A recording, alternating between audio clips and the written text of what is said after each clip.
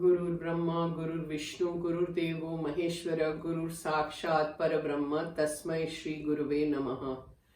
Om Bhavatapa Pranashinne Ananda Ghanamurtaye Jnana Bhakti Pradayinne Matastubhyam Namo Namaha. Jai Ma. Okay. Yesterday I was talking about I got my Diksha in Bhimpura. Now, there was one incident. Before I got my Diksha, I was preparing for the Diksha. And if you remember, Swamiji had told me in Almora to do the Chandi, chapters or 4 chapters, which is recommended and it's constantly happening in our ashram. So I had learnt them by heart. And then I still didn't know the meaning, you see, because I know nothing about Sanskrit. So I didn't know the meaning. So I went up to Swami Bhaskaranji and I said, Swamiji, you explain all this to me. So he said, me? So I said, yes, please explain all this to me. And the moment I said that, I saw a very tall, lovely sannyasi, Mahatma, walking into our ashram. I saw him at the gate and he was walking into our ashram and he had this wonderful personality. So Swamiji looked at him and he said, see, your tutor has come. And I said, who's that? So he said, he's Swami Prajnanandaji, if I remember correctly. He was living in Chanod. This is Bhimpura Ashram, where I got my Diksha. And Chanod is just like 1 kilometer. You just go down and the market is over there. So Chanod is a very famous pilgrimage place for people to come and do Narayan Bali over there. So they come and do these huge rituals over there, and this is the Narmada Ghat over there. So they come for all the rituals over there. It's like Gangaji, but this is on a small scale. And it's a very small kind of a village. So Swami Prajnananji used to stay in Chanod in somebody's, Ajit Bhai's, somebody's bungalow. Okay. Now his story goes, now the moment Swamiji introduced me to this Swamiji, he came up to me and he says, how are you? He was Gujarati, so he was talking to me in Gujarati. And I said, where are you from? And I was asking him all these questions. Now apparently he was a Sanskrit scholar and he lived in Bombay and he was a teacher, I think, in Bharati Vidya Bhavan. Sanskrit teacher, can you imagine? And this is a Sanskrit thing. Chandi that I was doing and I wanted the translation on that. And here comes a Sanskrit master who's like a PhD in Sanskrit. And I said I wanted to understand all this. So he said, of course I will teach you. Of course I will give you the meaning. Now who arranges all this? Obviously it is Ma. I had this wish that I wanted to learn and I wanted somebody to teach me. So I'm telling you friends, whenever a thought came to me or something like that, where in terms of spirituality, if worldly thoughts come to you, forget it. It's not going to happen. But spiritual things, if I thought of, immediately something would come forward and, answer my question. So here he was, and it was on the day of Diksha that he came, okay? Now he comes in the morning and my Diksha was like 2 hours away. So he said, we can sit in the satsang hall and I can explain whatever you want to. I said, these are the chapters and I want to know exactly what it means, word by word. He says, yes, I will do that. So I said, I'm sorry, Swamiji, but I have my Diksha in 1 or 2 hours and I'm very excited about it. So just now we won't have the time to do it, and maybe by the time the Diksha is over, if you can teach me, but it will take some time. It will be like half a day gone, So what will you do for half a day? I was feeling very bad about it. So he said, doesn't matter. I will wait. I will wait in the hall for you. I said, you'll wait for half a day? He says, yes, I'll wait. And I'll teach you. That is the grace of Ma. A Mahatma waiting for me. Can you imagine? I was a nobody. Now, his story is that he said he was a Sanskrit professor at Bharati Vidya Bhavan, like I said. And he happened to go to Chanod because this Ajit Bhai's bungalow, this Ajit Bhai was his friend. So he went there and he says, I was just an ordinary skeptical Sanskrit professor. I was nothing more than that. And suddenly one fine day I come to Bhimpura Ashram and I meet Swami Bhaskarananji. And it is totally with the grace of Swami Bhaskaranji that I am a sadhu today. He said, I never believed in anything, but look at me today, I believe in everything. So I said, yeah, that's Ma's grace, and that's what Swami Bhaskaranji is all about. So this was his story, okay? So he was a very nice man, very nice, gentle person. I finished my Diksha, and then I came down, and he was waiting for me in the satsang hall. My mother was also there with me. Both of us sat down with him, and he explained all the 4 chapters. And he says, will you do the pronunciation and show me how you chant it? And I was doing the pronunciation. He said, my God, your pronunciations are very, very clear. And he could see in the future. You know, he was that kind of a person. Durdrashta jo bolte hain. So he looks at my mother and he says, you're very fortunate to have a daughter like this in the house. You don't know what she is. I said, me? I said, no, I'm very ordinary, normal. He says, that's what you think. But this is not coming from this lifetime. This is coming from all your past lifetimes, what you have done. I said, really? What have I done? He says, you will know. I don't know about it yet. So that was that story. Now, after the Diksha got over, like I said, I was in a total frenzy, you know, like I wanted to do everything. So I came back home. I was asking a lot of questions from Swamiji. What should I do? How should I do? I'm a very inquisitive person. So I need to know, what do I do? How do I go about? So, you know, in terms of sadhana. I started with my malas. I started doing my jap and everything. And Ma used to always say that, you know, one has to do 21,600 jap a day. One should come to that level of jap, you know, your ishta jap. So when the dikshas are done in our ashram, they never impose anything on you. Like supposing you go to some sampradaya or an organization where supposing they are just praying to Krishna or somebody is praying only to Ram, you're expected to do that only. Ma's ashram is not like that. You come there, it's an eternal Sanatan Dharma, okay?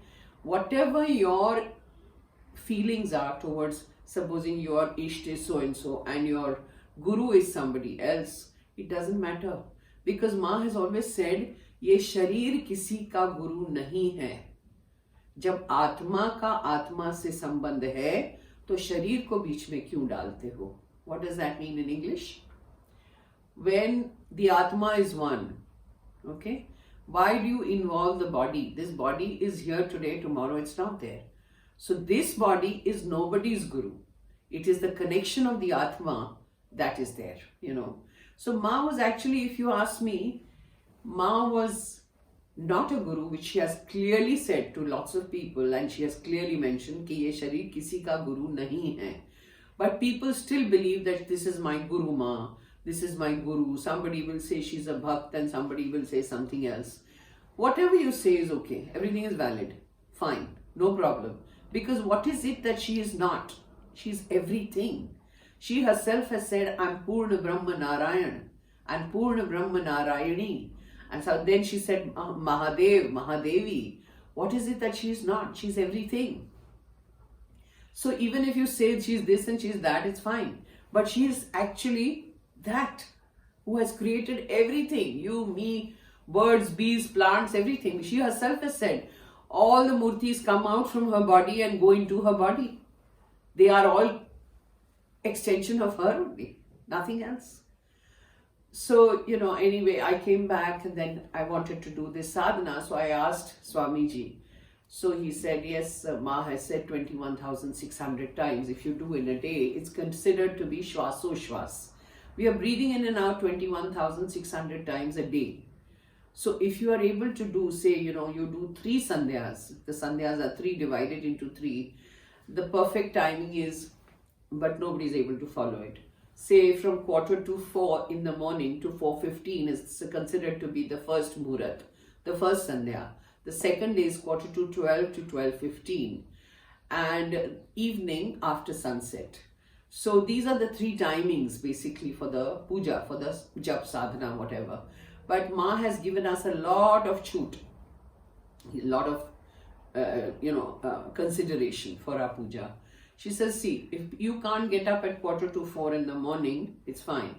If you can't, you people are working, you are busy with your jobs or whatever. So if you can't do your puja from 11:45 to 12:15 because you are in the offices, you decide the time in the morning. but they have to be 2 sandhyas. So supposing you say before going to work, your convenient time is say 6 o'clock in the morning. Okay, fine. At 6 o'clock, you start your sandhya, do your first sandhya, then take a little bit of say 5 minutes break and immediately do the second sandhya. So your 2 sandhyas are covered, which are normally to be done at 4:45 in the morning and 11:45 in the afternoon, which she says doesn't matter. You do it this way. So you have to decide a fixed timing, say 6 o'clock, 7 o'clock, whatever timing. And in the evening after sunset. So before you do your puja, you should not eat anything. You see, in the evening also, it's like you finish your puja and then have your meal. So whatever that time is, supposing you feel sunset is say 6 o'clock in the evening, and you get free time at 7 o'clock or 8 o'clock or 9 o'clock, whatever time in the evening you get that free time, you stick to that timing. You do your puja at that time and then have your dinner, so that's how it goes. But stick to the timing, because when you stick to a timing, that is the time gods know that she's going to pray for me or he's going to pray to me, and he's there for you. That is the idea. So slowly I started doing my jap and puja and everything, and then comes the day when I could do this 21,600. It's not difficult. So I could manage. So my sadhana was like galloping for me, because I wanted to do everything here and now. So I don't know how much time I've taken, but I want to show you my mandir also, which I will attach in this, and then we will continue the sadhana bit in the next video. So, I will take you to my mandir and I will show you my mandir. And there is a story on my Krishna Ma also. I had got my Krishna Ma is my Kali Ma, who I got from the market. Now that story is again in my book. In this, okay? My Krishna Ma is here. By default, it's not like I had planned anything. By default, I gave a lot of pictures for this book. Photographs, Ma's pictures. And I said I want to put all Ma's pictures in this book, and whatever I said. And they were all done, and Devika, she designed the book very beautifully. And then later I said, okay, now it's all done. Let me see how many photographs are there of Ma in this book. Will you believe it? It's 108. By default, I hadn't planned it that way at all. Ma ki barsi, daya of Ma. So I'm trying to find Krishna Ma. Okay, this is my Krishna Ma. This photograph. Can you see it? I hope you can. Let me try.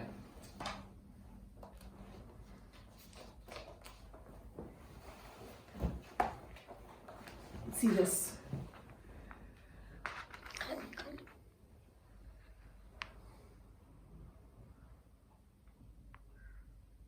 Jai Ma, Jai Ma, Jai Ma. Om Bhavatab Pranashinne Anand Ghanamurtaye Jnana Bhakti Pradayinne Matastubhyam Namo Namaha.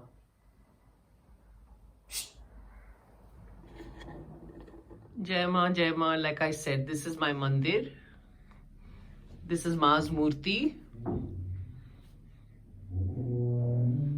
This is my Krishna Ma. She's just brass. I got her from the market, and she was a brass Murti. And I painted her this Sham Varna. It's like this blue color. It took me 20 days to paint, and when I was painting, she's extremely Jagrat, very alive. So this is my Krishna Ma, and Ma of course is alive. Lots of little stories on Ma, what happens in this mandir all the time. So this is my mandir. It used to be very big, not so small. Small in terms of murtis. I had all the gods you can think of. So whenever any Mahatma came to my house, like especially Swami Bhaskaranji, they would do pranam over here, and Swamiji would say, oh, you have a conference of gods over here. And I would say, yes.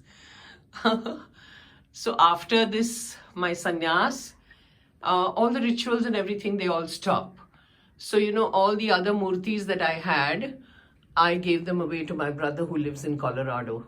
This is Ma's charan, Ma's hands. See how pretty it looks. So my brother has taken all the murtis and everything to Colorado, where he lives.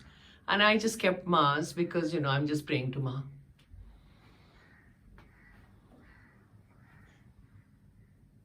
Isn't she pretty?